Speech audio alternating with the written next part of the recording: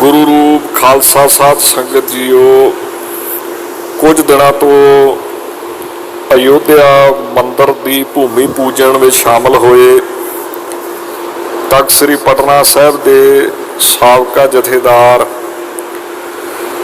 ने सिखां नूं लव कुश की औलाद कह के एक नवा ही विवाद छेड़ दिता है। उसका कहना है कि श्री रामचंद्र जी के पुत्र लव की औलाद विचों जाके सोढी ते कुश की औलाद विचों बेदी हन। अगों श्री गुरु नानक देव जी बेदियां दी कुल विचों ते चौथे पातशाह सोढी सुल्तान धन गुरु रामदास साहब जी तो लैके 10वें पातशाह धन गुरु गोबिंद सिंह जी पंथ दे वाली अमृत के दाते सोढी वंश विचों होण कारण सिख जिहड़े ने लव कुश की औलाद ने। इस विवाद ने पंथ दे विच कुछ दिनों तो चर्चा छेड़ दी है। आओ इहदे संदर्भ दे विच कुछ खोज कुछ विचार रल मिल के करन दा यतन करिए।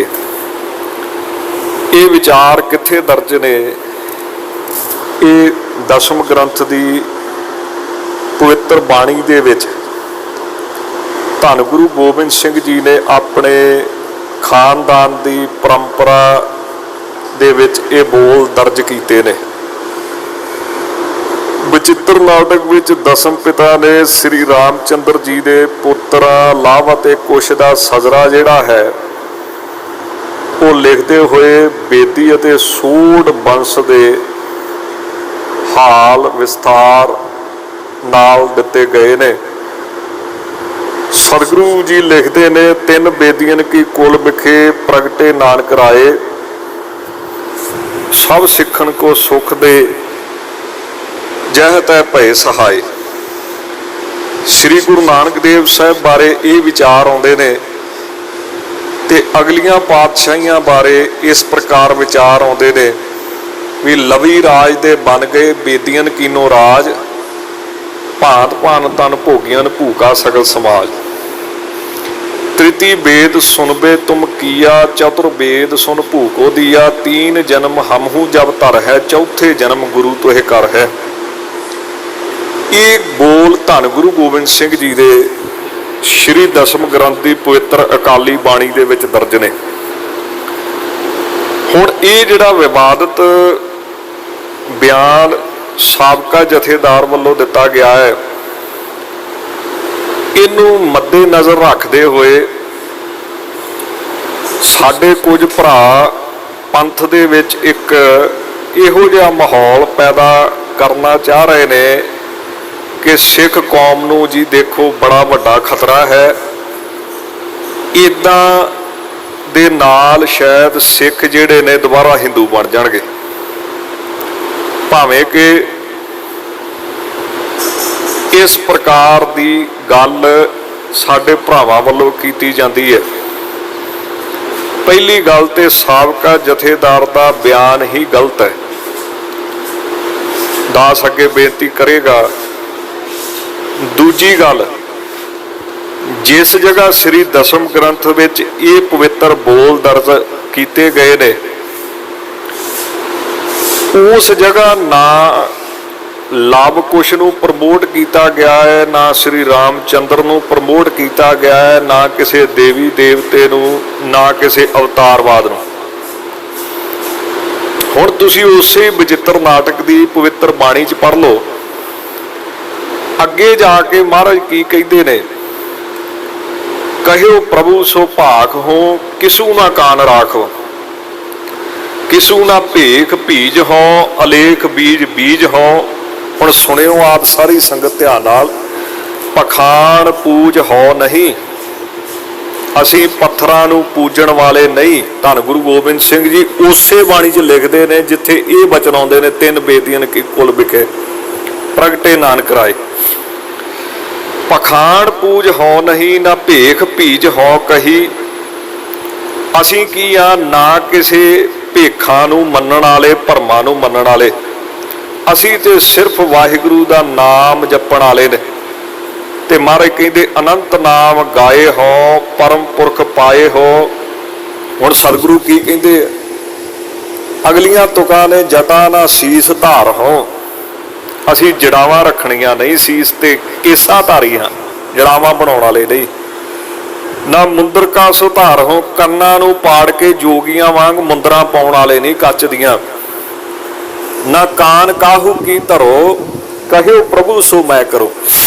मैनू वाहिगुरू परमेश्वर ने जो आख्या है मैं वो करना है, ते वो की है, भजो सो एक नाम्यंग जो काम सर्ब ठाम्यंग। वहमां भरमां नूं छड्ड के सिर्फ ते सिर्फ एक नाम की कमाई करनी। नानक के घर केवल नाम धन गुरु ग्रंथ साहिब ने मोहर लाई है। सो पहली गल ते कि ये गल ठीक है भी कुल परंपरा अनुसार जिहड़े सोढी ने वो लाव दी कुल ते बेदी कुश दी वंश विचों ने। पर इत्थे सतगुरु ने किते भी नहीं कहा कि जे भगवान श्री रामचंद्र जी दे पुत्र लव कुश जनेऊ पाउंदे सी, इत्थे किथे लिखिया भी तुसीं जनेऊ पा लो। जे वो मूर्तियां पूजदे सी, ठाकुर जी की पूजा करते सी, ते महाराज ने सिखां नूं किथे कहा भी मूर्तियां पूज लो। सो पहली गल ते ये बड़ा भारी गलत प्रचार किया जा रहा है, क्योंकि गुरबाणी दे विच गुरु रूप गुरु स्वरूप साध संगत जी गुरबाणी जिहड़ी है वो देवी देवते अवतारवाद नूं नहीं मानदी। वो सिर्फ एक अकाल पुरख वाहिगुरू परमेश्वर की उपासना दे विच जोड़दी है।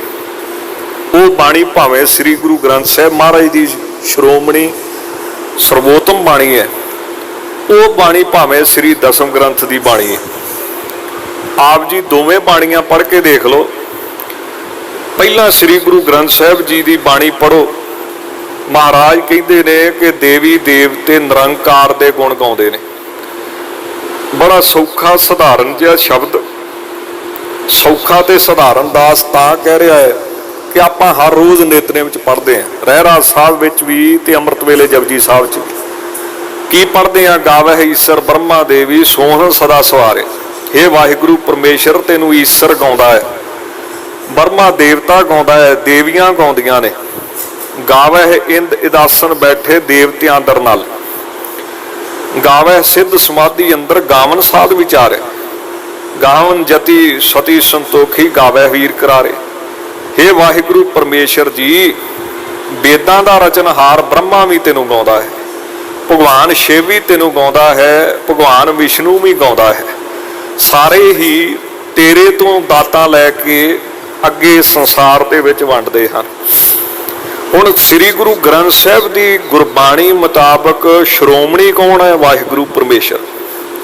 चलो ये नाल आपां भावें कि इत्ते वखरा भी किते विचार करांगे, सूखम जी विचार। ये नाल नाल दसम की बाणी श्री दसम ग्रंथ की बाणी पढ़ो। महाराज देवी देवते जां अवतारवाद बारे की कह रहे हैं? एक से भये, एक गए, एक फिर भये। रामचंद्र कृष्ण के अवतार भी अनेक हैं। ब्रह्मा और विष्णु के ते वेद और पुराण के ते सिमरत समूहन के होए हुए बते हैं। मोंदी मुदार के ते अश्विनी कुमार के ते अंसा अवतार के ते काल बस भये हैं। पीर और पैगंबर के ते गने ना परते ते भूम ही ते होए कै फिर भूम ही मिले। धन गुरु गोबिंद सिंह जी कहते कई बारी भगवान शिव संसार दे विच आए ते कई बारी मौत लै गई। कई बारी भगवान राम आए ते कई बारी खत्म होए। इस गल वास्ते सतगुरु ने सारा अवतारवाद इस सवैये विच दर्ज किया कि सज्जणा मौत तो कोई नहीं बच सकता। हुण देखो मोंदी मुदार किते अश्विनी कुमार किते अंसा अवतार किते काल बस होए हैं, सब मौत के अधीन ने। जिन्ने देवी देवते ने अवतार ने सिर्फ मौत तो रहत कौन है? काल तो रहत कौन है? अकाल पुरख वाहिगुरू परमेश्वर। हुण गुरबाणी जिहड़ी है वो भावें आदि दी है, वो भावें श्री दसम ग्रंथी है। दोनों दे विच ही ਸਰਵ ਸ਼੍ਰੋਮਣੀ ਪਰਮੇਸ਼ਰ ਵਾਹਿਗੁਰੂ ਜੀ ਨੂੰ ਹੀ ਮੰਨਿਆ ਗਿਆ ਹੈ ਤੇ ਉਹਨਾਂ ਦੀ ਉਪਾਸਨਾ ਬੰਦਗੀ ਦੇ ਵਿੱਚ ਹੀ ਲਾਇਆ ਗਿਆ ਹੈ। ਹੁਣ ਰਹੀ ਗੱਲ ਜਾਤ ਪਾਤ ਦੀ, ਪਰਿਵਾਰਵਾਦ ਦੀ, ਅੰਸ਼ ਬੰਸ਼ ਦੀ, ਇਸ ਵਿੱਚ ਕੋਈ ਰੱਤੀ ਮਾਤਰ ਝੂਠ ਨਹੀਂ ਕਿ ਪ੍ਰਣਾਲੀ ਕਿਸੇ ਦੀ ਵੀ ਜੇ ਪਿੱਛੇ ਲੱਭਣ ਤੁਰਾਂਗੇ ਵੀ ਕਿਹੜਾ ਬੰਦਾ ਕਿੱਥੋਂ ਤੁਰਿਆ ਤੇ ਹੋ ਸਕਦਾ ਹੈ ਉਹ ਕਿਸੇ ਨਾ ਕਿਸੇ ਨਾਲ ਜਾ ਕੇ ਰਲੇਗੀ ਜ਼ਰੂਰ। ਇਸੇ ਤਰ੍ਹਾਂ ਦਸਮ ਗ੍ਰੰਥ ਵਿੱਚ ਬਚਿੱਤਰ ਨਾਟਕ ਦੇ ਵਿੱਚ ਮਹਾਰਾਜ ਨੇ ਜਿੱਥੇ ਆਪਣੀ ਪ੍ਰਣਾਲੀ ਦਾ ਜ਼ਿਕਰ ਕੀਤਾ, ਉਹ ਪ੍ਰਣਾਲੀ ਜਿਹੜੀ ਹੈ ਉਹ ਜਾ ਕੇ ਲਵ ਤੇ ਕੁਸ਼ ਦੇ ਨਾਲ ਰਲ ਜਾਂਦੀ। ਪਰ ਇਹਦਾ ਮਤਲਬ ਇਹ ਨਹੀਂ ਵੀ ਮਹਾਰਾਜ ਕਹਿ ਰਹੇ ਆ ਵੀ ਜੋ ਹਿੰਦੂ ਧਰਮ ਜਾਂ ਲਵ ਕੁਸ਼ ਜਾਂ ਪੁਰਾਣਾ ਧਰਮ ਕਰਦਾ ਸੀ ਉਹੀ ਤੁਸੀਂ ਕਰਨ ਲੱਗ ਪਓ। ਭਾਈ ਇਹ ਕਿੱਥੇ ਲਿਖਿਆ ਦਸਮ ਗ੍ਰੰਥ ਦੇ ਵਿੱਚ ਵੀ ਜੇ ਉਹ ਜਨੇਊ ਪਾਉਂਦੇ ਸੀ ਤੁਸੀਂ ਪਾ ਲਓ, ਜੇ ਉਹ ਵਰਤ ਰੱਖਦੇ ਸੀ ਤੁਸੀਂ ਵਰਤ ਰੱਖ ਲਓ, ਜੇ ਉਹ ਹਵਨ ਕਰਦੇ ਸੀ ਤੁਸੀਂ ਹਵਨ ਕਰ ਲਓ। ਤੇ ਜਿਹੜੇ ਸਾਡੇ ਭਰਾ ਕਹਿ ਰਹੇ ਨਾ ਜੀ ਇਸ ਗੱਲ ਦੇ ਨਾਲ ਸਾਨੂੰ ਖਦਸ਼ਾ ਹੈ ਵੀ ਸ਼ਾਇਦ ਅਸੀਂ ਹਿੰਦੂ ਬਣ ਜਾਈਏ, ਇਹ ਬਿਲਕੁਲ ਵਹਿਮ ਹੈ। ਉਹ ਕਿਉਂਕਿ ਏਸ਼ੀਆ ਦੇ ਧਰਮ ਨੂੰ ਛੱਡ ਕੇ ਜੈਨੀ, ਬੋਧੀ, ਹਿੰਦੂ, ਸਿੱਖ ਇਹਨਾਂ ਨੂੰ ਛੱਡ ਦਿਓ। ਦੂਸਰੇ ਧਰਮਾਂ ਨੂੰ ਦੇਖੋ ਜਿਹੜੇ ਏਸ਼ੀਆ ਦੇ ਵਿੱਚ ਨਹੀਂ ਚੱਲੇ, ਦੂਸਰੇ ਦੇਸ਼ਾਂ 'ਚ ਚੱਲੇ ਨੇ, ਪਰ ਅੱਜ ਉਹਨਾਂ ਦੀ ਬਹੁਤ ਗਿਣਤੀ ਏਸ਼ੀਆ ਦੇ ਵਿੱਚ ਵੀ ਵੱਧ ਰਹੀ ਹੈ। ਉਹ ਕਿਹੜੇ ਧਰਮ ਨੇ? ਯਹੂਦੀ, ਈਸਾਈ ਅਤੇ ਮੁਸਲਮਾਨ। ਹੁਣ ਇਹ ਤਿੰਨ ਧਰਮ ਨੇ, ਪਰ ਤੁਸੀਂ ਹੈਰਾਨ ਹੋਵੋਗੇ ਜਦੋਂ ਇਹਨਾਂ ਤਿੰਨਾਂ ਦਾ ਪਿਛੋਕੜ ਦੇਖੋਗੇ ਤਾਂ ਪਿਛੋਕੜ ਇੱਕ ਹੀ ਹਜ਼ਰਤ ਤੋਂ ਤੁਰਦਾ ਹੈ। ਉਹ ਕੌਣ? ਸਭ ਤੋਂ ਪਹਿਲਾਂ ਹਜ਼ਰਤ ਕੌਣ? ਬਾਬਾ ਆਦਮ। ਤੇ ਉਹਨਾਂ ਤੋਂ ਬਾਅਦ ਕੌਣ? ਹਜ਼ਰਤ ਇਬਰਾਹਿਮ। ਇਬਰਾਹਿਮ ਸਾਹਿਬ ਦੇ ਦੋ ਪੁੱਤ ਹੁੰਦੇ ਨੇ, ਹਜ਼ਰਤ ਇਸਾਕ ਤੇ ਹਜ਼ਰਤ ਇਸਮਾਇਲ। ਇਸਾਕ ਤੋਂ ਅੱਗੇ ਯਹੂਦੀ ਚੱਲਦੇ ਨੇ ਜਿਨ੍ਹਾਂ ਦੀ 14ਵੀਂ ਪੀੜ੍ਹੀ ਦੇ ਵਿੱਚ ਉਹ ਹਜ਼ਰਤ ਮੂਸਾ ਮੰਨੇ ਗਏ, ਜਿਨ੍ਹਾਂ ਨੇ ਯਹੂਦੀਆਂ ਦੇ ਪੈਗੰਬਰ ਨੇ ਤੇ ਯਹੂਦੀ ਧਰਮ ਚੱਲਦਾ ਹਜ਼ਰਤ ਯਹੂਦਾ ਦੇ ਨਾਂ ਤੇ। ਔਰ ਉਸੇ ਹੀ ਯਹੂਦੀਆਂ ਜਾਂ ਮੂਸਾ ਜੀ ਤੋਂ 14ਵੀਂ ਥਾਂ ਤੇ ਹਜ਼ਰਤ ਈਸਾ ਮਸੀਹ ਹੋਏ, ਜੀਸਸ ਕ੍ਰਿਸਟ ਹੋਏ। ਹੁਣ ਤੁਸੀਂ ਹੈਰਾਨ ਹੋਵੋਗੇ ਹਜ਼ਰਤ ਇਬਰਾਹਿਮ ਦੇ ਜਿਹੜੇ ਦੂਸਰੇ ਲੜਕੇ ਸੀ ਇਸਮਾਇਲ, ਉਹਨਾਂ ਤੋਂ ਕ੍ਰੇਸ਼ ਜਿਹੜੀ ਵੰਸ਼ ਹੈ ਉਹ ਚੱਲਦੀ ਹੈ ਤੇ ਅੱਗੇ ਚੱਲ ਕੇ ਉਸੇ ਵੰਸ਼ ਦੇ ਵਿੱਚ ਹਜ਼ਰਤ ਮੁਹੰਮਦ ਸਾਹਿਬ ਹੁੰਦੇ ਨੇ। ਇਹਦਾ ਮਤਲਬ ਕੀ ਵੀ ਹਜ਼ਰਤ ਮੁਹੰਮਦ ਤੋਂ ਬਣ ਗਏ ਮੁਸਲਮਾਨ, ਹਜ਼ਰਤ ਮੂਸਾ ਤੋਂ ਬਣ ਗਏ ਯਹੂਦੀ, ਮੂਸਾ ਦੀ ਵੰਸ਼ ਦੇ ਵਿੱਚ ਹੀ ਅੱਗੇ ਈਸਾ ਜੀ ਹੋਏ, ਉਹਨਾਂ ਤੋਂ ਬਣ ਗਏ ਈਸਾਈ, ਤੇ ਇਸਮਾਇਲ ਦੀ ਵੰਸ਼ ਦੇ ਵਿੱਚੋਂ ਹੀ ਅੱਗੇ ਮੁਹੰਮਦ ਸਾਹਿਬ ਹੋਏ ਤੇ ਉਹਨਾਂ ਤੋਂ ਮੁਹੰਮਦ ਤੋਂ ਬਣ ਗਏ ਮੁਸਲਮਾਨ। ਕਹਿਣ ਤੋਂ ਭਾਵ ਕਿ ਜਦੋਂ ਇਹਨਾਂ ਦਾ ਪਿਛੋਕੜ ਦੇਖਣ ਤੁਰੋਗੇ ਤੇ ਸਾਰਿਆਂ ਦਾ ਪਿਛੋਕੜ ਕੀ ਹੈ? ਹਜ਼ਰਤ ਇਬਰਾਹਿਮ। ਪਰ ਅੱਜ ਦੁਨੀਆ ਵਿੱਚ ਸਭ ਤੋਂ ਜ਼ਿਆਦਾ ਗਿਣਤੀ ਈਸਾਈ ਧਰਮ ਦੀ ਹੈ, ਨੰਬਰ 2 ਮੁਸਲਮਾਨ ਨੇ। ਕਿਸੇ ਵੀ ਈਸਾਈ ਨੇ ਇਹ ਮੰਨਿਆ ਵਾ ਵੀ ਮੈਂ ਯਹੂਦੀ ਹਾਂ? ਇੱਥੋਂ ਤੱਕ ਹਜ਼ਰਤ ਈਸਾ ਮਸੀਹ ਜੀ ਦੀ ਸਾਖੀ ਆਉਂਦੀ ਹੈ, ਉਹਨਾਂ ਆਖਿਆ ਮੈਂ ਆਪਣੇ ਪੁੱਤਰਾਂ ਦੀ ਰੋਟੀ, ਆਪਣੇ ਪਰਿਵਾਰ ਦੀ ਰੋਟੀ, ਆਪਣੇ ਸਿੱਖਾਂ ਦੀ ਰੋਟੀ ਕੁੱਤਿਆਂ ਨੂੰ ਨਹੀਂ ਪਾ ਸਕਦਾ। ਮਤਲਬ ਮੈਂ ਆਪਣਾ ਉਪਦੇਸ਼ ਯਹੂਦੀਆਂ ਨੂੰ ਨਹੀਂ ਦੇਣਾ। ਇਹ ਗੁਰੂ ਨਾਨਕ ਦੇਵ ਸਾਹਿਬ ਦਾ ਘਰ ਆ ਵੀ ਖੱਤਰੀ ਬ੍ਰਾਹਮਣ ਸੂਦ ਵੈਸ ਉਪਦੇਸ਼ ਚੌਂ ਵਰਨਾ ਕੋ ਸਾਂਝਾ, ਵੀ ਕੋਈ ਆ ਜਾਵੇ। ਹੁਣ ਯਹੂਦੀ, ਈਸਾਈ ਤੇ ਮੁਸਲਮਾਨਾਂ ਦਾ ਵੱਡਾ ਇੱਕ ਹੀ ਹੈ। ਹਜ਼ਰਤ ਇਬਰਾਹਿਮ ਦੇ 2 ਪੁੱਤ ਨੇ ਇਸਾਕ ਤੇ ਇਸਮਾਇਲ, ਉਹਨਾਂ ਤੋਂ ਹੀ ਇਹ ਤਿੰਨੇ ਕੌਮਾਂ ਬਣਦੀਆਂ ਨੇ। ਪਰ ਕਿਸੇ ਯਹੂਦੀ ਨੇ ਜਾਂ ਕਿਸੇ ਈਸਾਈ ਨੇ ਇਹ ਅਜੇ ਤੱਕ ਕਿਹਾ ਹੈ ਜੀ ਸਾਡੇ ਵੱਡੇ ਯਹੂਦੀ ਸੀ ਤੇ ਸਾਨੂੰ ਖਤਰਾ ਸੀ ਯਹੂਦੀ ਬਣ ਜਾਣਾ। ਯਹੂਦੀਆਂ ਦੀ ਤੇ ਗਿਣਤੀ ਬੜੀ ਘੱਟ ਰਹਿ ਗਈ, ਈਸਾਈ ਸਭ ਤੋਂ ਵੱਧ ਫੈਲ ਗਏ। ਹੁਣ ਮੁਸਲਮਾਨਾਂ ਨੇ ਕਦੀ ਕਿਹਾ ਵਾ ਵੀ ਹਜ਼ਰਤ ਈਸਾ ਸਾਹਿਬ ਸਾਡੇ ਪੈਗੰਬਰ ਹੋਏ ਨੇ? ਹਾਲਾਂਕਿ ਕੁਰਾਨ ਦੇ ਵਿੱਚ ਜਾਂ ਹਜ਼ਰਤ ਮੁਹੰਮਦ ਸਾਹਿਬ ਹਜ਼ਰਤ ਈਸਾ ਵਿੱਚ ਵੀ ਯਕੀਨ ਰੱਖਦੇ ਆ, ਪਰ ਮੁਸਲਮਾਨ ਅੱਜ ਤੱਕ ਈਸਾਈ ਹੋਏ ਜਾਂ ਉਹਨਾਂ ਕਿਹਾ ਵੀ ਜੀ ਸਾਡੇ ਵੱਡੇ ਈਸਾ ਜੀ ਵੀ ਨੇ, ਮੂਸਾ ਜੀ ਵੀ ਨੇ, ਇਬਰਾਹਿਮ ਵੀ ਨੇ, ਉਹ ਉਹੀ ਯਹੂਦੀਆਂ ਦੇ ਨੇ, ਉਹੀ ਈਸਾਈਆਂ ਦੇ ਨੇ। ਮੁਸਲਮਾਨਾਂ ਨੇ ਅਜੇ ਤੱਕ ਕਿਹਾ ਵੀ ਅਸੀਂ ਖਤਰਾ ਵਾ ਜੀ ਈਸਾਈ ਬਣ ਜਾਾਂਗੇ ਜੀ, ਸਾਡੇ ਵੱਡਿਆਂ ਦੀ ਪਰੰਪਰਾ ਰਲਦੀ ਹੈ। सो कहण तो भाव ये मन चो भरम कर दो भी जे खानदान या कोई परंपरा या परिवारवाद किसी दा किसी नाल पिछे जाके रलदा है ते उहदा धर्म बदलिया जाएगा। इस हिसाब दे नाल ते फिर तीन कौमां यहूदी ईसाई ते मुसलमान ये फिर सारे यहूदी हो जाने चाहिए सी, जां ईसाई हो जाने चाहिए सी, जां मुसलमान होने चाहिए सी। हालांकि अज सब तो वड्डी लड़ाई ईसाई ते मुसलमानां दी चल रही। यहूदी ते ईसाई एक बन्ने हो गए, मुसलमान एक बन्ने हो गए। सो इस पासे ना जावां। इदां लिखण दे नाल दसम ग्रंथ दे विच सिखां नूं ये नहीं फर्क पै रहा कि तुसी हिंदू हो जाओगे या तुहाडा धर्म तब्दील हो जाएगा। क्यों? क्योंकि धन गुरु गोबिंद सिंह जी ने जात पात अंश बंश मन्नी ही नहीं। आपां इस गल ते आवांगे वो किवें। पहला तां बेनती कीती कि इस तरह असी हिंदू नहीं बन जाना, एवें घबराया ना करो। क्यों? खालसा अकाल पुरख दे हुक्म च प्रगट होया। नंबर 2 कि गुरु साहब ने परिवारवाद मन्निया। हुण आपां इस ते विचार करन दा यतन करदे हां।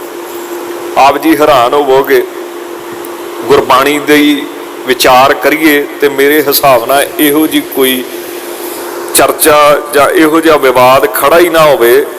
विवाद उदों खड़े हुंदे जदों असीं आप पढ़िया नहीं, विचारिया नहीं, सुन सुना के काम चलाउने। पहला गल करदे धन गुरु नानक देव साहब कि धन गुरु नानक देव साहब ने परिवारवाद नूं अगे कीता। सतगुरु जी दे बचन गुरबाणी अनुसार की ने? श्री गुरु नानक देव जी की कहंदे, पुत्री कौल ना पालियो कर पीरो कंन मुरटिए। गुरवाक अनुसार बाबा जी ने, बाबा लखमी चंद जी ने गुरमत दी कसवटी दे पूरे ना उतरे। तां सूरत दे विच की होया, जां सुधोस तां लहणा टिकियो। गद्दी किनू देती? भाई लहणे नूं। ते दुनिया हैरान हुई, लोग हैरान हो गए, परिवार हैरान हो गया, रिश्तेदार इकट्ठे हो गए, भाईचारा इकट्ठा हो गया। धन गुरु नानक देव साहब तुसीं गलत कीता है। गुरबाणी इहनूं किस तरह कहती है? गुरबाणी कहती है, हो रिओ गंग वहाइए दुनियाई आखे के क्यों नानक ईसर जगन्नाथ उच हती वैण विरक्योन। भी श्री गुरु नानक देव साहब ने गंगा नूं होर ही पासे उगाता है। वो की कि जिन्नी जायदाद सी वो पुत्रां नूं मिलदी सी। हर गल दे वारस पुत्र हुंदे ने, पर सतगुरु जी ने तां सेवक नूं देती, सेवादार नूं देती, भाई लहणे नूं। तां गुरबाणी की कहती है, लहणे धरिओ नछत्तर सिर असमान क्याड़ा छिक्योन जोत समाणी जोत माहे आप आपे सेती मिक्यो। सिखां पुत्रां को के सब उम्मत वेखो जे क्यों जां सुधोस तां लहणा टिक्यो। श्री गुरु नानक देव साहब पहले ऐसे पैगंबर ने, अवतार ने, वाहिगुरु दा स्वरूप ने जिन्हां ने परिवारवाद नूं खत्म कीता ते कर्म नूं, जीवन नूं, कमाई नूं पे कबूल खसम नाल जां घाल मरदी घाली कमाई नूं महाराज ने अपना सब कुछ दे दिता। कमाई, जीवन, बंदगी का सत्कार किया गया। ये नहीं कि परिवारवाद करके किया गया है। हुण आप जी हैरान होवोगे, गुरबाणी जिहड़ी है उस मुताबक परिवारवाद जात पात नूं किते भी थां नहीं है। हुण इस तो अगे चलीए, थोड़ा जिहा होर विचार कर लीए, श्री गुरु गोबिंद सिंह जी तक आइए। भावें कि पहले सतगुरां दे भी प्रमाण हैगे ने भी गुरु अंगद देव साहब ने पुत्रां नूं नहीं दिता, गुरु अमरदास साहब ने पुत्रां नूं नहीं दिता। हुण ये प्रमाण ने सेवक नूं दिता। वो सेवक कोई भी बन सकता है, सेवा करे तो लै लवे। जे सेवा नहीं तो ये जरूरी नहीं भी ये साडे परिवार दे विचों है। हुण आप जी हैरान होवोगे, 10वें पातशाह तक चलो आपां संखेप दे विच बेनती कर रहे, 10वें पातशाह तक पहुंचीए। धन गुरु श्री गुरु गोबिंद सिंह महाराज सरबंस दानी ਸਾਹਿਬੇ ਕਮਾਲ, ਚੋਜੀ ਪ੍ਰੀਤਮ, ਪੰਥ ਦੇ ਵਾਲੀ, ਅੰਮ੍ਰਿਤ ਕੇ ਦਾਤੇ, ਉਹਨਾਂ ਨੇ ਸਪਸ਼ਟ ਰੂਪ 'ਚ ਇਹ ਆਦੇਸ਼ ਦਿੱਤਾ ਹੈ ਗੁਰਬਾਣੀ ਅਨੁਸਾਰ। ਗੁਰਬਾਣੀ ਕੀ ਕਹਿੰਦੀ ਹੈ ਜੀ? ਸਤਿਗੁਰ ਕੈ ਜਨਮੇ ਗਮਨ ਮਿਟਾਇਆ। ਜਦੋਂ ਸਿੱਖ ਗੁਰੂ ਦੇ ਘਰ ਜੰਮਦਾ ਹੈ ਤਾਂ ਭਾਵ ਅੰਮ੍ਰਿਤ ਛਕਦਾ ਹੈ ਤਾਂ ਪਿਛਲੀ ਕੁੱਲ, ਵੰਸ਼, ਜਾਤ, ਦੇਸ਼, ਕਰਮ ਦਾ ਖਿਆਲ ਉਹ ਤਿਆਗ ਦਿੰਦਾ ਹੈ। ਜਦੋਂ ਅੰਮ੍ਰਿਤ ਛਕਾਉਂਦੇ ਪੰਜ ਪਿਆਰੇ ਕੀ ਕਹਿੰਦੇ ਵੀ ਅੱਜ ਤੋਂ ਤੇਰਾ ਪਿਛਲਾ ਕੁੱਲ, ਵੰਸ਼, ਜੋ ਧਰਮ ਹੈ ਉਹ ਖਤਮ, ਤੇ ਤੂੰ ਗੁਰੂ ਘਰ ਦੇ ਵਿੱਚ ਤੇਰਾ ਜਨਮ ਹੋਇਆ। ਤੇਰੇ ਪਿਤਾ ਸ੍ਰੀ ਗੁਰੂ ਗੋਬਿੰਦ ਸਿੰਘ ਤੇ ਮਾਤਾ ਸਾਹਿਬ ਕੌਰ ਜੀ। ਦਸਾਂ ਜਾਮਿਆਂ 'ਚ ਵਿਚਰਦਿਆਂ ਗੁਰੂ ਨਾਨਕ ਦੇਵ ਸਾਹਿਬ ਤੋਂ ਲੈ ਕੇ ਸ੍ਰੀ ਗੁਰੂ ਗੋਬਿੰਦ ਸਿੰਘ ਜੀ ਤੱਕ ਵਾਰ-ਵਾਰ ਇਹ ਗੱਲ ਆਪਣੇ ਸਿੱਖਾਂ ਨੂੰ ਦ੍ਰਿੜ ਕਰਵਾਈ ਕਿ ਗੁਰਮਤ ਦਾ ਮਾਰਗ ਪਰਿਵਾਰਵਾਦੀ ਨਹੀਂ ਹੈ, ਜਾਂ ਇਹਨੂੰ ਦੂਸਰੇ ਸ਼ਬਦਾਂ 'ਚ ਨਾਦੀ ਹੈ, ਬਿੰਦੀ ਨਹੀਂ। ਭਾਵ ਗੁਰਮਤ ਦੇ ਮਾਰਗ ਤੇ ਪੈਰ ਧਰਨ ਲੱਗਿਆ ਇਹ ਸੰਸਾਰਕ ਕੁੱਲ, ਵੰਸ਼, ਮਾਣ, ਅਭਿਮਾਨ, ਜਾਤ ਪਾਤ, ਵਿਦਿਆ ਆਦਿਕ ਦੇ ਹੰਕਾਰ ਤਿਆਗਣੇ ਪੈਂਦੇ ਨੇ ਤੇ ਫੇਰ ਜਾ ਕੇ ਗੁਰੂ ਘਰ ਨਾਲ ਬਣ ਆਉਂਦੀ ਹੈ। ਹੁਣ ਇਹ ਸਤਿਗੁਰੂ ਦਾ ਉਪਦੇਸ਼ ਹੈ। ਹੁਣ ਧੰਨ ਗੁਰੂ ਗੋਬਿੰਦ ਸਿੰਘ ਜੀ ਮਹਾਰਾਜ ਆਪਣੇ ਬਿੰਦੀ ਪੁੱਤਰ ਜਿਹੜੇ ਮਹਾਰਾਜ ਦੇ ਲਹੂ ਤੋਂ ਬਿੰਦ ਤੋਂ ਪੈਦਾ ਹੋਏ, ਉਹ ਕੌਣ? ਚਾਰ ਸਾਹਿਬਜ਼ਾਦੇ। ਚਾਰ ਸਾਹਿਬਜ਼ਾਦਿਆਂ ਨੂੰ ਸਤਿਗੁਰੂ ਜੀ ਉਹ ਮਾਣ ਨਹੀਂ ਦਿੰਦੇ ਜਿਹੜੇ ਨਾਦੀ ਪੁੱਤਰ, ਭਾਵ ਖਾਲਸਾ ਪੰਥ ਨਾਦ ਤੋਂ, ਸ਼ਬਦ ਤੋਂ ਜਿਹੜੇ ਪੈਦਾ ਹੋਏ ਨੇ, ਉਹਨਾਂ ਨੂੰ ਸਤਿਕਾਰ ਮਹਾਰਾਜ ਦੇ ਰਹੇ ਨੇ। ਆਪ ਜੀ ਹੈਰਾਨ ਹੋਵੋਗੇ ਕਿ ਸਤਿਗੁਰੂ ਜੀ ਨੇ ਚਮਕੌਰ ਸਾਹਿਬ ਦੀ ਗੜੀ ਦੇ ਵਿੱਚ ਜਦੋਂ ਤਾੜੀ ਮਾਰ ਕੇ ਜਾਣ ਲੱਗੇ ਤਾਂ ਭਾਈ ਦਇਆ ਸਿੰਘ ਨੇ ਹਜ਼ੂਰ ਨੂੰ ਮੈਦਾਨੇ ਜੰਗ ਵਿੱਚ ਸ਼ਹੀਦ ਹੋਏ ਸਾਹਿਬਜ਼ਾਦਿਆਂ ਬਾਰੇ ਆਖਿਆ ਸੀ ਕਿ ਸੱਚੇ ਪਾਤਸ਼ਾਹ ਬੇਖਫਨ ਲਾਸ਼ਾਂ, ਪਵਿੱਤਰ ਸਰੀਰ ਪਏ ਨੇ। ਤਾਂ ਸਤਿਗੁਰੂ ਨੇ ਕੀ ਆਖਿਆ ਸੀ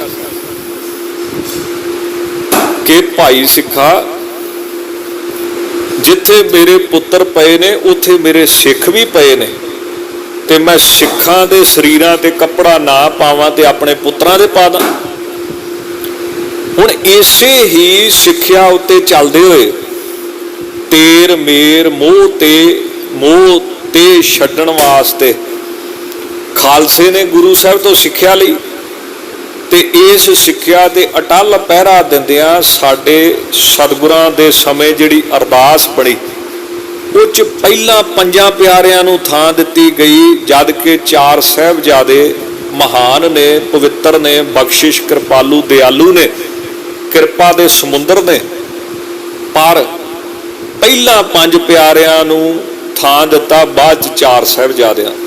ਆਪਾਂ ਅਰਦਾਸ ਦੇ ਵਿੱਚ ਪੜ੍ਹਦੇ ਹਾਂ ਪੰਜ ਪਿਆਰੇ ਪਹਿਲਾਂ ਆਉਂਦੇ, ਚਾਰ ਸਾਹਿਬਜ਼ਾਦੇ ਬਾਅਦ 'ਚ। ਹੁਣ ਦਸ਼ਮੇਸ਼ ਪਿਤਾ ਸਤਿਗੁਰੂ ਜੀ ਨੇ ਖਾਲਸੇ ਪੰਥ ਨੂੰ ਹਿੰਦੂ ਤੇ ਮੁਸਲਮਾਨਾਂ ਦੋਵਾਂ ਨਾਲੋਂ ਵੱਖਰਾ ਕੀਤਾ ਹੈ। ਖਾਲਸੇ ਨੂੰ ਨਿਆਰਾਪਣ ਦਿੱਤਾ ਹੈ।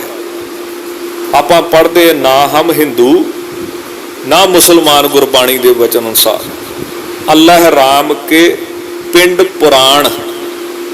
ਸਭ ਤੋਂ ਪਹਿਲੀ ਗੱਲ ਇੱਕ ਸਾਡੇ ਵਿੱਚ ਪ੍ਰਚਾਰ ਚੱਲਦਾ ਆ ਰਿਹਾ ਹੈ ਕਿ ਸ੍ਰੀ ਗੁਰੂ ਗੋਬਿੰਦ ਸਿੰਘ ਜੀ ਨੇ ਹਿੰਦੂ ਧਰਮ ਦੀ ਰੱਖਿਆ ਲਈ ਖਾਲਸਾ ਪੰਥ ਦੀ ਸਾਜਨਾ ਕੀਤੀ। ਗੁਰੂ ਸਾਹਿਬ ਹਿੰਦੂ ਰੱਖਿਅਕ ਸੀ? ਨਹੀਂ, ਇਹ ਗੱਲ ਨਹੀਂ। ਗੁਰੂ ਸਾਹਿਬ ਹਿੰਦ ਰੱਖਿਅਕ ਸੀ। ਹਿੰਦ ਮੈਨੇ ਹਿੰਦੁਸਤਾਨ 'ਚ ਜਿਹੜਾ ਵੀ ਰਹਿੰਦਾ ਹੈ ਉਹਦੇ ਤੇ ਜ਼ੁਲਮ ਹੋਵੇਗਾ ਤੇ ਗੁਰੂ ਸਾਹਿਬ ਤੇ ਗੁਰੂ ਕੇ ਸਿੱਖ ਉਸ ਜ਼ੁਲਮ ਨੂੰ ਮਿਟਾਉਣ ਵਾਸਤੇ ਹਰ ਹੀਲਾ ਵਰਤਣਗੇ। ਹੁਣ ਜ਼ੁਲਮ ਕਿਸੇ ਤੇ ਵੀ ਹੋ ਸਕਦਾ ਹੈ, ਹਿੰਦੂ ਤੇ ਵੀ ਹੋ ਸਕਦਾ ਹੈ, ਮੁਸਲਮਾਨ ਤੇ ਵੀ ਹੋ ਸਕਦਾ ਹੈ, ਈਸਾਈ ਤੇ ਵੀ ਹੋ ਸਕਦਾ ਹੈ, ਤੇ ਜਿਹੜਾ ਗੁਰੂ ਕਾ ਸਿੱਖ ਹੈ, ਅੰਮ੍ਰਿਤਧਾਰੀ ਹੈ, ਉਹਨੇ ਜ਼ੁਲਮ ਤੇ ਜ਼ਾਬਰ ਦੇ ਖਿਲਾਫ ਹਰ ਹੀਲਾ ਵਰਤਣਾ ਹੈ। एक तो सानू इन्हां गल्लां दा प्रचार करना पवेगा कि गुरु साहब ने खालसा पंथ की साजना जुल्म के विरुद्ध की है, जबर के विरुद्ध की है। वो जुल्म जबर किसी भी कौम ते हो सकता है। जदों आपां खालसे की उत्पत्ति पढ़ते हैं, खालसा अकाल पुरख की फौज, प्रगटिओ खालसा परमात्म की मौज, उत्थे बचन आउंदे ने, जब लग खालसा रहे निहारा, तब लग तेज दियो मैं सारा। जब ये गहे विप्रन की रीत, मैं ना करूं इनकी प्रतीत। जिन्ना चिर खालसा नियारा रहेगा, उन्ना चिर सारियां ताकतां इहदे पास रहणगियां। पर जदों ये विपरां वाली रीत ते चल पैणगे, विपरजे रीति ते चल पैणगे, तां मैं इन्हां दा भरोसा नहीं करूंगा। हुण इन्हां सारे बचनां नूं मुੱਖ रख के ये किद्दां कहा जा सकता है कि परिवारवाद, जात पात जां वंश नूं ही प्रमुखता गुरु घर च दित्ती गई। जे खानदान नूं, परिवारवाद नूं ही प्रमुखता दित्ती गई है, तो फिर प्रिथी चंद दा क्यों नहीं सत्कार करदे, जिन्हां ने सतगुरु श्री गुरु अर्जन देव साहब नूं शहीद कराउण विच कोई कसर छड्डी। चंदू ब्राह्मण जां होर बादशाह नाल रल के, चंदू खत्तरी नाल जां होर बादशाह नाल वाहिगुरू रल के। नंबर 2, फिर श्री बाबा राम राय जी दास तां उन्हां दा सत्कार ना लैंदा, पहलां भावें विरोधता कीती पर बाद 10वें पातशाह तो माफ़ी मंगी, क्यों जिहड़ा अमृत छक ले सतगुरु ने आख्या उहदे नाल वरतना है।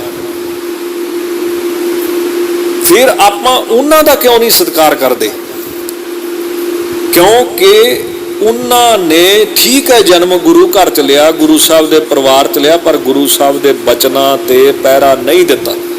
यही जवाब देंगे ना आप सारे जिन्ने भी विद्वान सज्जण ने।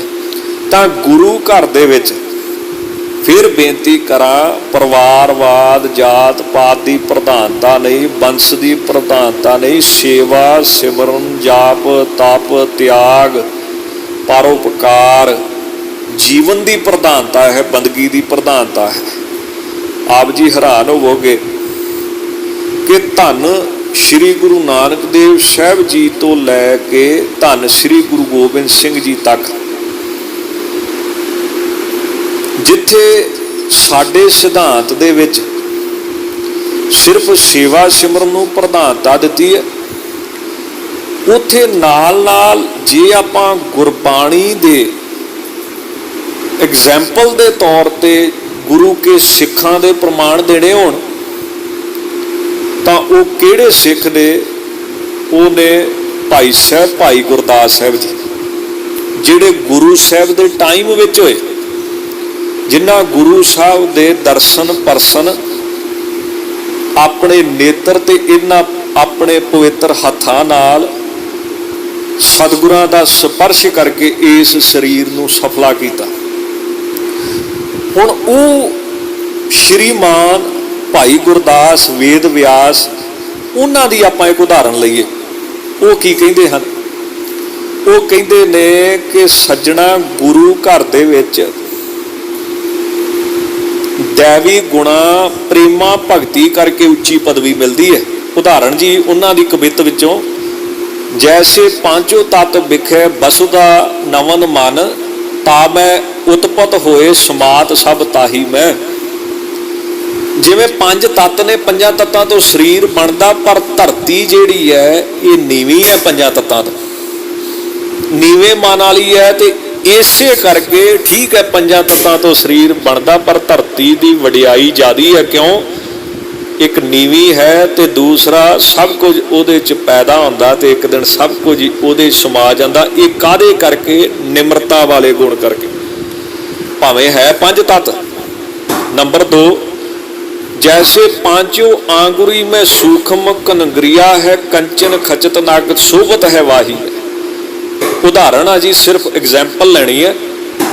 जिवें पंजां उंगलियां विचों चीची सब तो छोटी है, तो हिंदुस्तान का रिवाज सी, बाहरले देशों का वखरा है।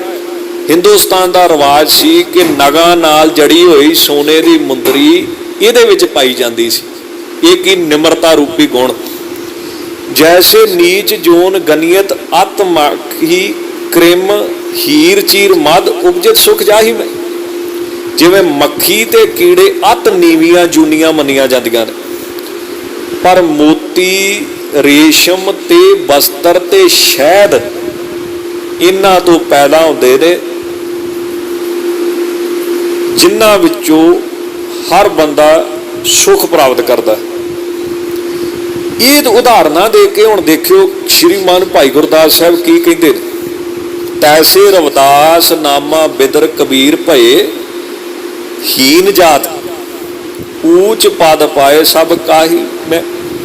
ਤਿਵੇਂ ਸ਼੍ਰੀਮਾਨ ਭਗਤ ਰਵਿਦਾਸ ਜੀ, ਭਗਤ ਨਾਮਦੇਵ ਜੀ, ਸ਼੍ਰੀਮਾਨ ਭਗਤ ਬਿਦਰ ਜੀ, ਕਬੀਰ ਸਾਹਿਬ ਹੋਏ ਨੇ। ਜਾਤ ਨੀਵੀਂ ਹੈ।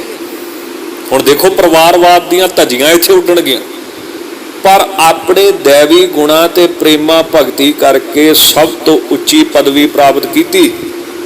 ते जे साडे सरगुरां प्रवादवाद जात पात नूं ही वधाउणा सी, खानदान नूं ही वधाउणा सी, तां फिर इहो जे नीवीं जात वाले भगतां दी बाणी गुरु ग्रंथ साहिब क्यों दर्ज करती।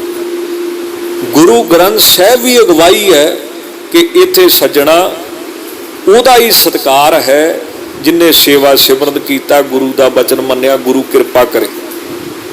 हुण इत्थे एक चलो गुरबाणी की उदाहरण मैनूं भगतां करके चेते आ गई, जिथे सतगुरु ने भी परिवारवाद नूं खंडन किया है, उत्थे गुरबाणी दे विच कमाल की गल ते यह है, गुरबाणी तां बाप नूं भी फटकारां पा रही है ते पुत्तर नूं वडिया रही है। आप रोज पढ़ते हैं हरणाक्ष दुष्ट हर मारिया प्रहलाद तराया। हुण हुक्म ना मनण करके गुरु साहब ने अपने पुत्र बाबा श्री चंद लक्ष्मी दास दातू जी, दासू जी, पिछे भी जिक्र किया, बाबा मोहन जी, प्रीति चंद जी, श्री राम राय जी धीरमल नूं फटकार दिता। गुरबाणी अनुसार जे पिता मनमुख है तां उहनूं फटकार दिता गया ते पुत्र की वडियाई की भगत प्रहलाद की। इसे तरह हुण साडी रहत मर्यादा की है, थोड़ा जिहा फिर जिक्र करदा। सिख दे घर जन्म लैण वाला जे रहत नहीं अमृत छक के रखदा तां सिख कहलाउण दा हकदार नहीं। महाराज की कहंदे रहतनामे की कहंदे, रहणी रहे सोई सिख मेरा। सिख किहड़ा जिहड़ा रहत च रवे, हुक्म च रवे, कि सिख जम्मण करके कि सिख परिवार करके। महाराज कहंदे रहणी रहे सोई सिख मेरा, ओ साहिब मैं उसका चेहरा। हुण धन गुरु नानक देव साहिब तो लैके 10 पातशाहियां तक, जां भगत बाणी की एक उदाहरण कबीर साहब की आपां लै लीए, बूढ़ा बंश कबीर का उपजियो पूत कमाल, हर का सिमरन छाड़ के घर ले आया माल। कबीर साहब की कहते, कबीर डुब गया है, मेरा खानदान डुब गया। कहते क्यों, मेरे घर पुत कमाल जंपिया। कमाल साहब तो की गलती हो गई कि माया नूं ग्रहण कर लिया। कबीर साहब ने माया मोड़ी सी, इन्होंने ग्रहण कर लिया, कबीर साहब नाराज हो गए इस गल ते। इसे तरह एक होर भी बड़ी सोहनी उदाहरण है। चलो वंश की गल चल पई है, गुरु साहब दी वंश किहड़ी है, सिख दी वंश किहड़ी है, ये भी भाई गुरदास साहब दसदे। भाई गुरदास साहब जी नूं पढ़ीए, सतगुर वंशी परमहंस गुरसिख हंस वंश निबंधा। गुरु दे वंश की आ हंस वाली परमहंस। हंसा का सुभाव हुंदा ना, दुध ते पानी नूं वखरा करना, सतगुरु दी वंश है परमहंस। दुध ते पानी, झूठ ते सच नूं वखरा करना, सच नूं ग्रहण करना ते झूठ नूं छड्ड देना, गुण नूं ग्रहण करना ते अवगुण त्याग देना। साझ करीजै गुनाह केरी, छाड़ अवगुण चलीए। नंबर 2, जिथे सतगुरु दी वंश परमहंस मनी गई है, उत्थे गुरसिखां दी वंश किहड़ी है, ये भी भाई गुरदास जी दसणगे। गुरमुख वंशी परमहंस, मनमुख ठग बग वंश हथियारा। वो गुरमुखां दी वंश ते हंसां तो भी उच्ची परमहंस है। दुध पानी अड करते, झूठ सच अड करते, सच ग्रहण कर लेंदे, झूठ छड्ड दिंदे। नाम रस ग्रहण करते ने, विषय रस त्याग देंदे। ਵਿਖੇ ਮਨ ਫੀਕਾ ਤਿਆਗ ਰੀ ਸਖੀਏ ਨਾਮ ਰਹਾ ਮਹਾਰਸ ਪੀਓ। ਮਨਮੁਖ ਦੀ ਮਨਸ ਵੀ ਦਸੀ ਹੈ, ਉਹ ਕਿਹੜੀ? ਬਗਲੇ ਵਾਲੀ। ਬਗਲਾ ਕੀ ਹਥਿਆਰਾ ਬਣ ਕੇ ਸਾਧ ਰਹਿੰਦਾ ਪਰ ਮਾਰਦਾ ਮੱਛੀਆਂ। ਇੱਕ ਉਦਾਹਰਣ ਭਾਈ ਗੁਰਦਾਸ ਸਾਹਿਬ ਨੇ ਹੋਰ ਵੀ ਦਿੱਤੀ ਹੈ। ਹੁਣ ਜਦੋਂ ਪੰਜ ਪਿਆਰੇ ਮਹਾਰਾਜ ਨੇ ਸਾਜੇ ਉਦੋਂ ਬੰਸ ਦੇਖੀ ਗਈ ਹੈ। ਭਾਈ ਦਇਆ ਸਿੰਘ ਦੀ ਬੰਸ ਕਿਹੜੀ ਹੈ? ਭਾਈ ਧਰਮ ਸਿੰਘ ਦੀ ਬੰਸ ਕਿਹੜੀ ਹੈ? ਭਾਈ ਹਿੰਮਤ ਸਿੰਘ ਜੀ, ਭਾਈ ਮੋਹਕਮ ਸਿੰਘ ਜੀ, ਭਾਈ ਸਾਹਿਬ ਸਿੰਘ ਜੀ। ਭਾਈ ਦਇਆ ਸਿੰਘ ਜੀ, ਭਾਈ ਧਰਮ ਸਿੰਘ ਜੀ ਨੂੰ ਛੱਡ ਕੇ ਤਿੰਨ ਪਿਆਰੇ ਜਿਹੜੇ ਨੇ ਉਹ ਦੁਨਿਆਵੀ ਤੌਰ ਤੇ ਲੋਕਾਂ ਦੀ ਨਿਗਾਹ ਵਿੱਚ ਜਿਹੜਾ ਜਾਤ ਪਾਤ ਸਿਸਟਮ ਉਸ ਮੁਤਾਬਕ ਨੀਵੀਂ ਜਾਤ ਦੇ ਨੇ। ਪਰ ਗੁਰਬਾਣੀ ਗੁਰੂ ਸਾਹਿਬ ਕੀ ਕਹਿ ਰਹੇ ਨੇ? ਭਾਈ ਗੁਰਦਾਸ ਜੀ ਨੇ ਇੱਕ ਕਮਾਲ ਦੀ ਉਦਾਹਰਣ ਦਿੱਤੀ ਹੈ ਜੀ। ਉਹ ਕਹਿੰਦੇ ਨੇ ਆਪ ਗਵਾਏ ਤੰਬੋਲ ਰਸ ਖਾਏ ਚਬਾਏ ਸੋ ਰੰਗ ਚੜਾਏ। ਬੜੀ ਸੋਹਣੀ ਉਦਾਹਰਣ ਹੈ। ਕੱਥਾ, ਸੁਪਾਰੀ, ਚੂਨਾ ਤੇ ਪਾਨ, ਇਹ ਜਦੋਂ ਚਾਰੇ ਚੀਜ਼ਾਂ ਮਿਲ ਜਾਂਦੀਆਂ ਨੇ ਤੇ ਜਦੋਂ ਚੱਬੀਆਂ ਜਾਂਦੀਆਂ ਨੇ ਤਾਂ ਲਾਲ ਰੰਗ ਚੜ੍ਹਦਾ ਹੈ। ਚਾਰਾਂ ਦਾ ਰੰਗ ਹੀ ਗਵਾ ਜਾਂਦਾ ਜਦੋਂ ਚਾਰੇ ਇਕੱਠੀਆਂ ਹੁੰਦੀਆਂ ਨੇ। ਇਹ ਉਦਾਹਰਣ ਦੇ ਕੇ ਭਾਈ ਗੁਰਦਾਸ ਕੀ ਸਿੱਧ ਕਰਦੇ? ਗੁਰਮੁਖ ਵਰਨ ਅਵਰਨ ਹੋਏ ਰੰਗ ਸੁਰੰਗ ਤਬੂਲ ਪਰਚੇ।